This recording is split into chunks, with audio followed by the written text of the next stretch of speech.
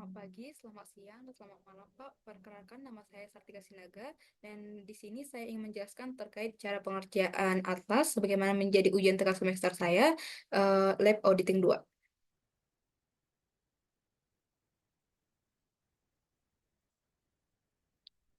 Di sini dikatakan, auditor akan melakukan audit ke klien, KAP telah mengidentifikasi klien dan merencanakan waktu pelaksanaan audit, dan diberikan informasi. Ini ada informasi umum terkait KAP-nya dan ada informasi umum terkait kliennya, di mana nama KAP-nya sendiri adalah KAP Sartika Sinaga dan Rekan, dan nama kliennya itu adalah PT Prasmulia Jaya. Dan informasi-informasi yang ada di sini kita bisa inputkan ke atlasnya.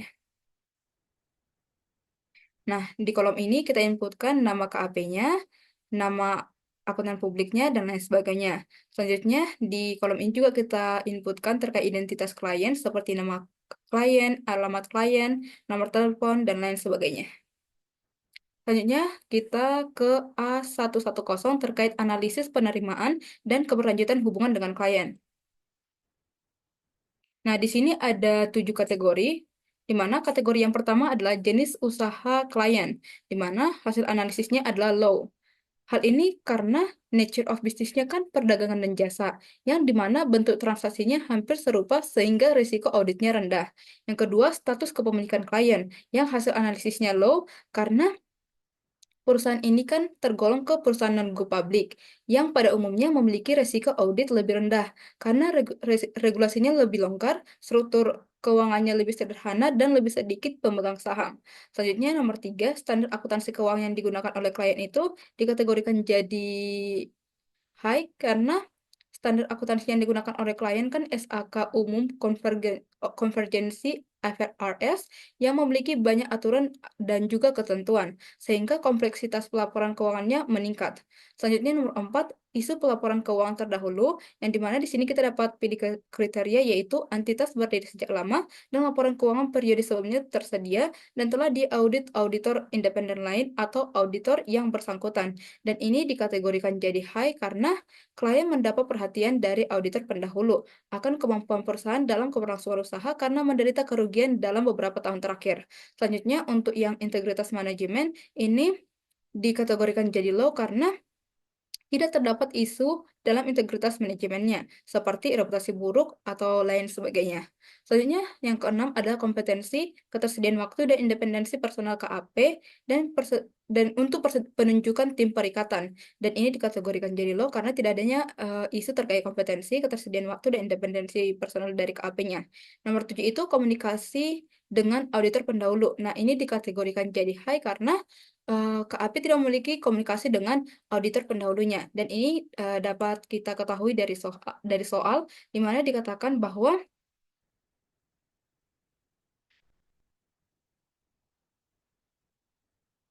untuk prosedur perikatan tahun pertama, auditor telah berusaha menghubungi auditor pendahulu, namun gagal, sehingga hasil analisisnya itu adalah high. Oleh karena itu, risiko penerimaan dan keberlanjutan hubungan dengan klien itu di hasil analisisnya adalah high karena seperti yang sudah diidentifikasi sebelumnya ini. Nah, KAP pun melakukan mitigasi risiko dan KAP akan melakukan supervisi secara ketat dan juga menetapkan nilai materialitas yang rendah untuk melakukan mitigasi risiko tersebut. Selanjutnya ke A120, yaitu terkait alokasi jam jasa dan perencanaan lainnya. Nah, di sini ada rencana jadwal pelaksanaan perikatan audit yang telah disepakati. Dan ini data-data yang ini dimasukkan dari informasi yang ada dari soal, yaitu ini, di mana mulai penugasannya itu di 3 Desember 2018 dan akhir penugasannya itu di 20 Februari 2019. Dan itu dimasukkan ke data ini, di mana dijelaskan juga ada jumlah hari libur lainnya, ada jam masuk kerjanya, lama istirahat, dan jam pulang, dan itu diinputkan ke sini semua. Sehingga didapatlah jumlah jam kerja efektifnya itu sebesar 378. Nah, dari 378 itu dialokasikan ke eh, anggota-anggota KAP-nya yang akan melakukan audit kepada klien. Dan di sini adalah alokasinya. Selanjutnya ke A130, yaitu surat perikatan. Dan sudah dilampirkan surat perikatan auditnya. Selanjutnya A140 terkait surat tugas. Sudah dilampirkan juga surat tugasnya. Selanjutnya ke A150 terkait pernyataan independensi. Sudah dilampirkan juga surat pernyataan independensinya. Selanjutnya A160 terkait komunikasi tim perikatan. Sudah dilampirkan juga. Dan A170 terkait perikatan tahun pertama. Dan ini dianalisis terkait saldo awal dan konsistensi penerapan kebijakan akuntansinya. Ini ada ya, ini ada tidak. Ini tidak karena memang tidak dilakukan review kertas kerja auditor pendahulu. Dan ini juga tidak karena tidak terdapat salah saji yang material pada saldo awal.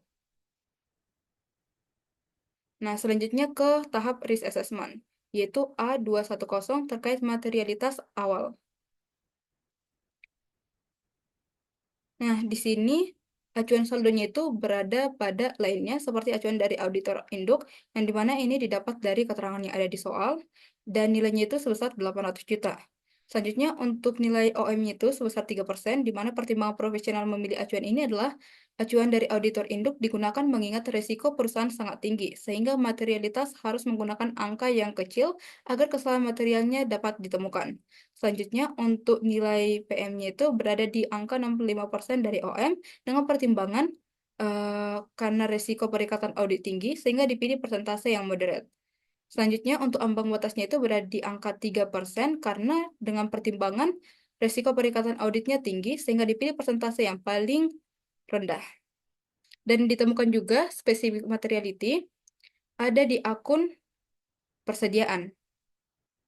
Nah, hal ini karena nah, kita dapat melihat bahwa saldo dari persediaan ini kan lumayan kecil, tetapi dianggap material karena akun ini digunakan untuk operasional perusahaan, sehingga kesalahannya termasuk material, karena akan ada di kegiatan perusahaan setiap harinya.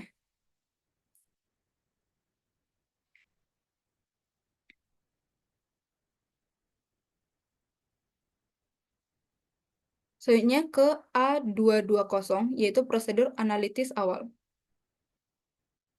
Nah, ini ada dua, yaitu A2201 dan A2202. Nah, yang pertama itu A2201, yang dimana di sini dilakukan analisis vertikal terhadap akun-akun yang ada dalam laporan keuangannya. Dan di sini terdapat beberapa analisisnya, yaitu ada yang wajar dan ada yang tidak wajar. Nah, akun-akun yang tidak wajar itu adalah yang pertama, kas dan setara kas. Yang kedua, investasi. Yang ketiga, aset tetap. Nah, akun-akun ini dikatakan tidak wajar karena mengingat perusahaan itu kan mengalami kerugian, tetapi ada peningkatan pada akun-akun tersebut, sehingga hal tersebut kurang relevan dan kurang masuk akal ketika perusahaan mengalami kerugian. Selanjutnya, ada juga hal yang tidak wajar pada akun utang pajak dan juga utang usaha. Hal ini terjadi karena peningkatan dari utang usaha dan utang pajak ini sangat tinggi, yaitu berada di 303,2%, dan untuk utang pajak itu juga lumayan tinggi. Nah, hal ini dinilai kurang wajar karena perusahaan mengalami kerugian. Dan ada juga akun yang tidak wajar itu berada di akun saldo laba, yang dimana itu mengalami peningkatan. Padahal perusahaan sedang mengalami kerugian, sehingga hal tersebut dinilai kurang wajar.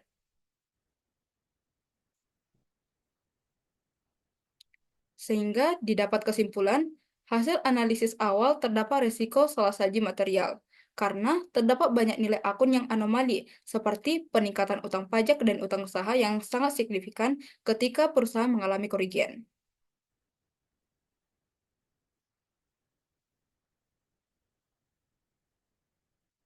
Selanjutnya masuk ke A2202. yang dimana di sini dilakukan analisis pada rasio keuangan dari klien. Dan ini semua rasio-rasionya, mulai dari rasio lancar dan juga ROE, semuanya wajar karena tidak ada akun yang mengalami peningkatan atau penurunan yang sangat drastis atau tidak ada akun yang anomali. Sehingga didapatlah kesimpulan hasil analisis awal tidak terdapat risiko salah saji material. Selanjutnya masuk ke A230. Nah, di sini terdapat beberapa kategori juga terkait pemahaman entitas dan lingkungan. Nah, yang pertama itu, informasi umum dan aspek legalitas terdapat kemungkinan salah saji material. Nah, hal itu terjadi karena susunan pemegang saham tidak lengkap sehingga memungkinkan terdapat salah saji material. Yang kedua, struktur organisasi dan uraian tanggung jawab terdapat kemungkinan salah saji material karena struktur organisasi kurang jelas dan kurang lengkap dan job desk-nya juga tidak terperinci. Yang ketiga, proses aktivitas bisnis utama terdapat kemungkinan salah saji material. Hal ini terjadi karena pengendalian internal pada siklus ini belum sepenuhnya memadai karena kurangnya pengawasan dari manajer penjualan. Selanjutnya, untuk pemahaman peraturan yang relevan, tidak terdapat kemungkinan salah saja material, dan pemahaman lingkungan bisnis juga tidak terdapat kemungkinan salah saja material.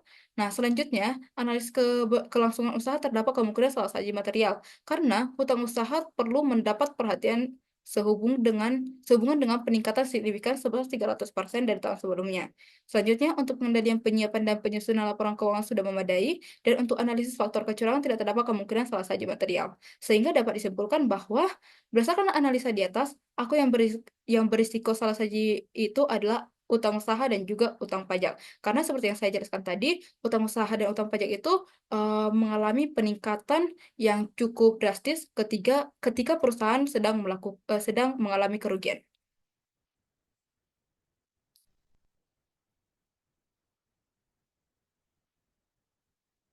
Nah, selanjutnya inherent risk di A240. Nah, berikut adalah akun-akun yang terdampak, yaitu ada persediaan, beban pokok pendapatan, ada utang pajak, ada penjualan barang dagangan, ada persediaan, beban pokok pendapatan, dan satu laba, penjualan barang dagangan, dan juga penjualan dan penjualan barang dagangan. Nah, adapun faktor penyebab yang menjadi pertimbangan untuk menentukan risk of material misstatement-nya itu adalah faktor pengendali internal yang kurang memadai yang dapat dilihat pada 230 dan juga faktor lainnya.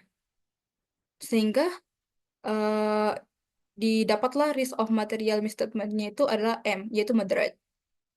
Yang hal ini terjadi karena internal kontrol dan pembagian job desk perusahaan yang masih belum jelas, sehingga berpotensi menimbulkan fraud. Selain itu, terdapat anomali pada kenaikan utang usaha dan utang pajak yang berisiko terjadi salah saji material. Nah, eh, KAP juga melakukan likelihood of risk occurring dan juga magnitude impact of risk, di mana untuk menentukan likelihood of risk occurring ini ditentukan high atau low itu berdasarkan akun-akun yang sering eh, muncul dari operasional perusahaan. Nah, akun-akun yang sering muncul itu diberikan high, seperti akun kas dan setra kas, ada akun piutang usaha juga, ada akun persediaan, ada akun penjualan barang dagangan, dan juga ada beban pokok pendapatan. Nah, itu dikategorikan high karena memang berhubungan dengan operasional dari perusahaan dan sering muncul dalam kegiatan operasionalnya. Selanjutnya, untuk magnitude impact of risk ini ditentukan high atau low itu berdasarkan kalau high nilainya itu di atas 24 juta, kalau low itu di bawah 24 juta. Nah, 24 juta itu sendiri didapat dari 3% dikali 800 juta. Dan faktor risiko signifikan itu berada di akun persediaan dan akun